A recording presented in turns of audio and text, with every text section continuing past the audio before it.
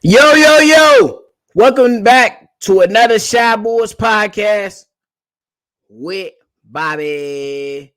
Y'all already know what it is. On today's episode, we got to talk about it. Are the Chicago Bulls in trouble after another loss? And this time against the New Orleans Pelicans. Y'all already know. Y'all got to hear that music.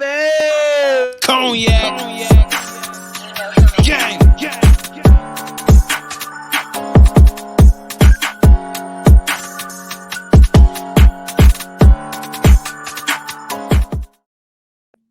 Shy Boys podcast with the Cognac Boys. I'm Cognac Boy Bobby, and I'm holding it down for me and my co-host C-Dub on another episode of Shy Boy podcast with the Cognac Boys. Look, today I gotta talk about it. Are the Bulls in trouble? In short, the answer is yes. The Chicago Bulls are in trouble. That's just my personal opinion. Don't argue with me. Argue with your mama. It is what it is. Look, the Chicago Bulls last night lost to the New Orleans Pelicans 124-110, where they started the game off going crazy. But in the third quarter, Billy Donovan said some real stupid, goofy stuff, and it ain't get them right. They end up losing, goddamn. They end up losing, and it just wasn't good, bro. How do you continuously come out, whether in the first quarter or the second half, and lay eggs and not have the energy to compete against some of the top NBA teams in the National Basketball Association, bro? Last night, we had the Chicago Bulls go 49% from the field, while the New Orleans Pelicans went 50%. We went 34% from the three-point line, while the Pelicans went 51% from the three-point line, hitting 21 for 24. That in any game will have you losing against whoever went with those kind of stats, bro. Rebounds, Chicago Bulls 37 against the Pelicans 46. Offensive rebounds 7 versus 12. Defensive rebounds 30 versus 34. Assists 25 versus 30. Just not good enough, ladies and gentlemen. The Chicago Bulls are in trouble. That's just my personal opinion. If you disagree, hit the comment box. If you agree, hit the comment box. Let us know what you feeling. Because right now, I'm just not feeling it. Because if you want to go with the points in the paint, there's relatively the same. The Chicago Bulls went 48 points in the paint, while the Pelicans went 44% in the paint. And it just wasn't good, bro. It just wasn't good, bro. It's a couple of questions I got to have. Because if we talk about the start of the game, you love what the Chicago Bulls did at the start of the game. The Chicago Bulls, they went with a faster pace. They pushed the ball up forward. They moved the ball. They did what they had to do. You know what I'm saying? It was a close game at the half once the match reached the half, bro. Once the match reached the half, bro, the Chicago Bulls were definitely in great position to go ahead and take this game for the winning. But the New Orleans Pelicans went in the locker room, came out, and then went 9-for-0, all three-pointers, and started to grab momentum from the Chicago Bulls. And the Chicago Bulls, with the players that they have on board, in my opinion, look like they started to fucking fold. They started to fold. And that is not acceptable for a team that represents Chicago. In Chicago, we work hard, we grind hard, we play hard, we do everything hard. Pause.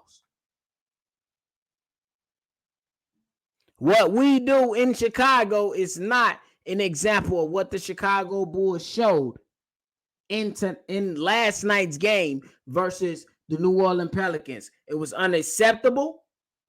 Again, And it was just not what we do here in Chicago. You have players like Patrick Williams give you 5 points. DeMar DeRozan give you 28 points. Vooch give you 14. Zach LaVine give you 25. Ayo Dosunmu give you 4. 3 points for Javonte Green. 8 points from Drummond. 6 points from Dragic. 13 points for Caruso. All while the New Orleans Pelicans went crazy, if you ask me. Brandon Ingram, 16 points. Herb Jones, 10 points. Valanciunas, 22 points. CJ McCollum, 23 points. And Murphy, 19 points, with Jose Alvarado contributing from the bench with 13 points. Just not good enough. They went crazy, just not good enough from your Chicago Bulls. Are the Chicago Bulls in trouble? I'm going to go with hell yeah. I don't believe that the coaching is good. I don't believe the offense is good. I don't believe the body language is good. I don't believe the defense is good once they face adversity. You start the game off in this particular game, these guys played pretty damn well going against the New Orleans Pelicans. I believe that they was all right. I believe that these guys were all right at the start of the game. For the first 2 quarters, the Chicago Bulls, they went in and they played a damn game. They played a damn game. It is what it is. They played a damn game, and then from the 3rd quarter on, the Chicago Bulls did not show up to play. I don't know what the message was in the locker room to get these guys unfocused, unengaged, if that's a word, unengaged, disengaged. And then these guys came out and laid an egg to where they got blown out by the New Orleans Pelicans. I have a lot of questions regarding Billy Donovan. They came out faster pace. They came out more engagement to start the game. Zach LaVine started the game attacking the basket. You know what I'm saying?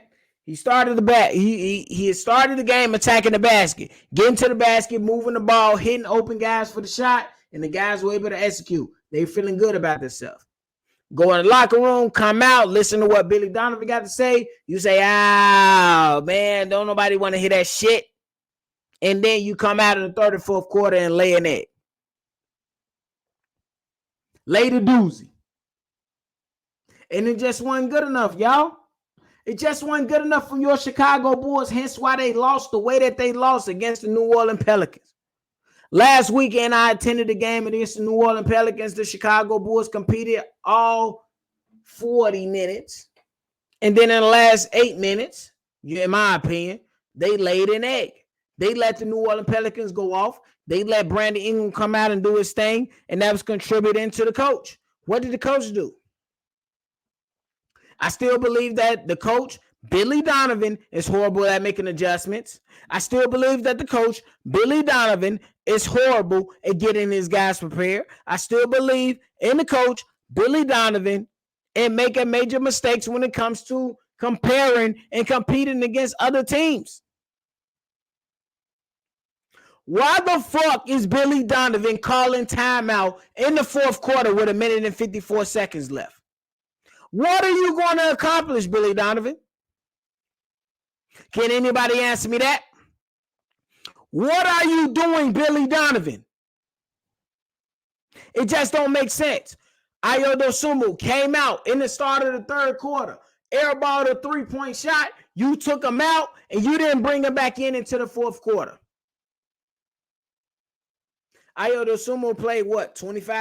Between 25 and 28 minutes? Hold on, let me correct myself.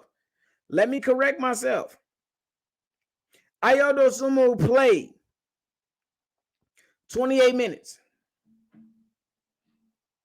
I'm not saying my guy's supposed to be a game changer when it comes to playing minutes, but goddamn, he hit the air ball. Let him hit the air ball. Let him learn from a moment and in adversity, because that's how young players get better. And then you let him ride it out.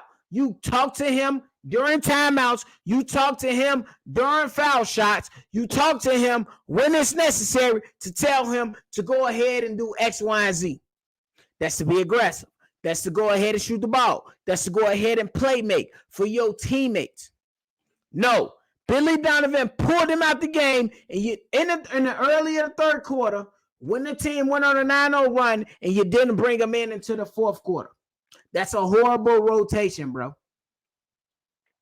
I am sick of defending Billy Donovan and his horrible rotations, bro. I am done. That's me. You can argue with your mama if you still support him. I am done supporting and defending Billy Donovan when he screws up like this. I don't believe that his rotations are good. I do not believe that he's able to adjust on the fly during the game. I don't believe it. I believe he's getting out-coached damn near in every game against most major coaches. Willie Green, a good coach. In the game before then, Mike Malone, a good coach. You got out-coached, bro. You got out-coached, bro. I'm sick of him. I can't deal with Billy Donovan anymore. That's just what it is. And then it came a point. Floor spacing was a problem. Floor spacing was a problem to the point to where you're like, bro, what the hell are we doing? Ball movement stopped. When the Bulls get in trouble, it has been proven. When the Bulls get in trouble, the Chicago Bulls go ahead and play Superman hero ball. And you know who the ball falls in? You know who the ball falls in the hands of? Zach LaVine, DeMar DeRozan. That's coaching. Get in your fucking player's face and let them know they need to move the ball. When the Bulls were competitive, they moved the ball. It's that fucking simple. It's really that simple. Get in the face of these guys and let them know what it is. We honor Billy Donovan because he was a player's coach. But now there are times to where you need to be a hard-nosed coach, not just a player coach. You could build relationships. You could build rapport with your players. But at the end of the day, you still need to hold them accountable and still need to hold yourself accountable. But more and most importantly, you need to hold your players accountable because those are the ones that determine if the team wins or loses. It's period. Facts. At one point, Billy Donovan, you had Javonte Green running the point guard. When? Since when does that happen?